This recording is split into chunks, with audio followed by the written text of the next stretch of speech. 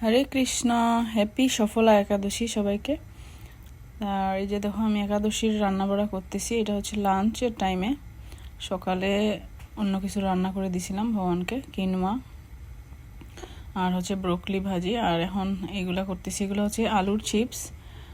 আর আমার বাচ্চারা হচ্ছে একাদশীর দিন দেখা যাবে যে ওরা কিচেনে আশেপাশে ঘুরতেছে, ফ্রিজ খুলবে, এটা করবে, কিন্তু নর্মাল ডেতে কিন্তু ওদেরকে ডেকেও আনা যায় না খাবারের জন্য। কিন্তু একাদশীতে খুব বেশি হাংরি হয় ওরা।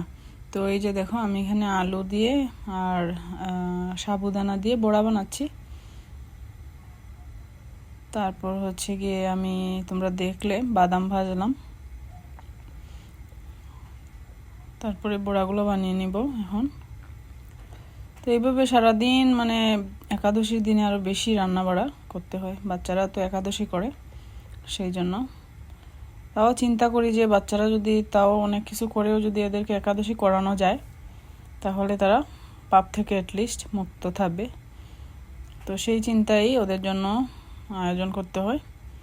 এই যে দেখো আমার ভোগ লাগানো হয়ে গেছে মহাপ্রসাদ। তো তোমরাও ভালো থাকবে। হরে কৃষ্ণ। হ্যাপি একাদশী।